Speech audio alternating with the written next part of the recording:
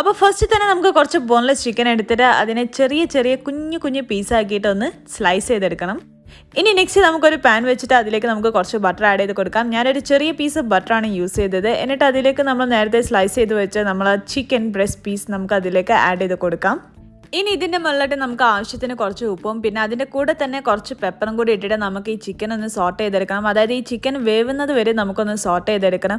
ഇത് പിന്നെ ചെറിയ പീസസ് ആയതുകൊണ്ടാണ് ഞാൻ മാരിനേഷൻ ചെയ്തിട്ട് ഓൾറെഡി പ്രിപ്പയർ ചെയ്ത് വെക്കാഞ്ഞത്. ഈ ചെറിയ പീസസ് അല്ല, അപ്പോൾ അതുകൊണ്ട് പെട്ടെന്ന് തന്നെ നമുക്ക് കുക്കായി കിട്ടുകയും ചെയ്യും. അപ്പോൾ നമുക്കിതിനൊന്ന് സോട്ട് ചെയ്ത് കൊടുക്കാം.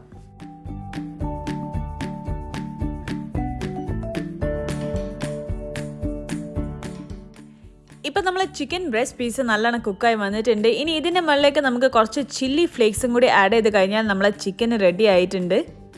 ഈ ചില്ലി ഫ്ലേക്സ് ആഡ് ചെയ്താൽ തന്നെ നമ്മളെ ചിക്കന് നല്ലൊരു ഫ്ലേവറാണ് കിട്ടുന്നത്. അപ്പോൾ നിങ്ങളുടെ ഒരു ടേസ്റ്റ് അനുസരിച്ച് നിങ്ങൾക്ക് വേണമെങ്കിൽ ഇത് കുറച്ച് കൂട്ടുകയും കുറയ്ക്കുകയൊക്കെ ചെയ്യാം. അപ്പോൾ ഈ ഗാർലിക് ചിക്കൻ ബ്രെഡ് പ്രിപ്പയർ ചെയ്യാനായിട്ട് നമുക്ക് കുറച്ച് ഗാർലിക് ചോപ്പ് ചെയ്തെടുക്കണം. അതിനായിട്ട് ഞാൻ കുറച്ച് വെളുത്തുള്ളി എടുത്തിട്ട് ഒന്ന് സ്ലൈസ് ചെയ്തെടുക്കാൻ പോവാണ്. അപ്പോൾ നെക്സ്റ്റ് നിങ്ങൾ കാണാൻ പോകുന്നത് എൻ്റെ കട്ടിങ് സ്കിൽസാണ്.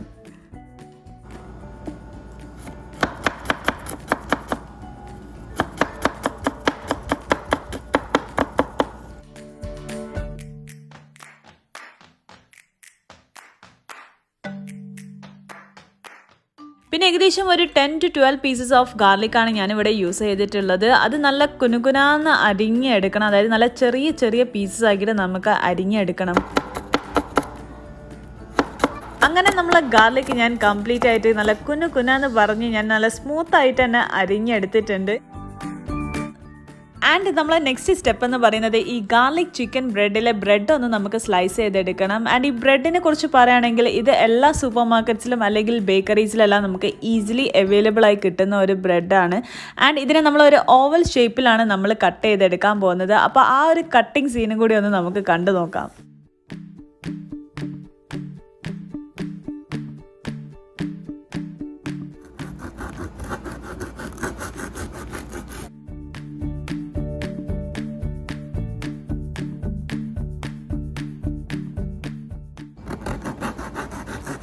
ഈ ബ്രെഡ് കുറച്ച് ഹാർഡ് ആയതുകൊണ്ട് തന്നെ നമ്മൾ കട്ട് ചെയ്യുന്ന സമയത്തൊന്ന് ശ്രദ്ധിക്കണം. ബിക്കോസ് നമ്മൾ അധികം പ്രഷർ കൊടുത്താൽ അത് പൊടിഞ്ഞു പോകും. അതായത് നമുക്ക് ആ ഒരു ഷേപ്പ് നഷ്ടപ്പെടും.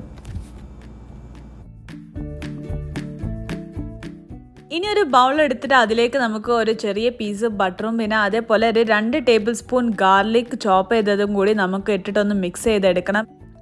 അങ്ങനെ നമ്മൾ ബ്രെഡ് സ്ലൈസ് ഓരോന്നായി എടുത്തിട്ട് അതിൻ്റെ മുകളിലേക്ക് നമുക്ക് ഫസ്റ്റ് ലെയർ ആയിട്ട് വരുന്നത് ഈ ഗാർലിക് ബട്ടർ മിക്സ്ചറാണ്. അപ്പോൾ അത് നമുക്ക് ഒരു സൈഡിൽ മാത്രമാണ് നമ്മൾ അപ്ലൈ ചെയ്ത് കൊടുക്കുന്നത്. എന്നിട്ട് നെക്സ്റ്റ് നമ്മൾ അതിൻ്റെ മുകളിലേക്ക് സെക്കൻഡ് ലെയർ ആയിട്ട് വരുന്നത് നമ്മളെ ചിക്കനാണ്. അതായത് നമ്മൾ ചിക്കൻ ക്യൂബ്സ് ആയിട്ട് നമ്മൾ നേരത്തെ പ്രിപ്പയർ ചെയ്ത് വെച്ച ആ ഒരു ചിക്കൻ പീസസ് ആണ് നമ്മൾ അതിൻ്റെ സെക്കൻഡ് ലെയർ ആയിട്ട് കൊടുക്കുന്നത്. ആൻഡ് നെക്സ്റ്റ് അതിൻ്റെ ടോപ്പിൽ നമ്മൾ കൊടുക്കുന്നത് കുറച്ച് ചീസാണ്. അതായത് മൊസറെല്ല ചീസാണ് ഞാനിവിടെ യൂസ് ചെയ്തിട്ടുള്ളത്.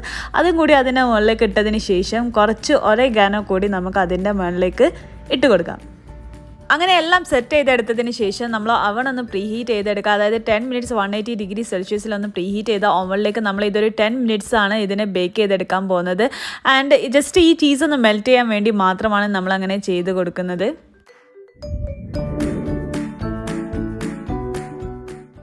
ഈ ഗാർലിക് ചിക്കൻ ബ്രെഡിൻ്റെ ബെസ്റ്റ് കോമ്പിനേഷൻ എന്ന് പറയുന്നത് നമ്മൾ വൈറ്റ് സോസ് പാസ്തൻ്റെ കൂടെയാണ്. ആൻഡ് അടിപൊളി കോമ്പിനേഷൻ ആണ് കേട്ടോ. അപ്പോൾ ഇതുപോലുള്ള വെറൈറ്റി വീഡിയോസിനായിട്ട് നമ്മളെ ചാനൽ N4 Foodies ഒന്ന് സബ്സ്ക്രൈബ് ചെയ്യുക. ആൻഡ് അതിൻ്റെ കൂടെ ബെൽ ഐക്കൺ കൂടി ഒന്ന് പ്രസ് ചെയ്യുക. ആൻഡ് അതിൽ ഓൾ എന്ന ഓപ്ഷൻ തന്നെ ക്ലിക്ക് ചെയ്യുക. ആൻഡ് ലൈക്ക് കമൻറ്റ് ഷെയർ ഒക്കെ ചെയ്തിട്ടൊന്ന് സപ്പോർട്ട് ചെയ്യുക.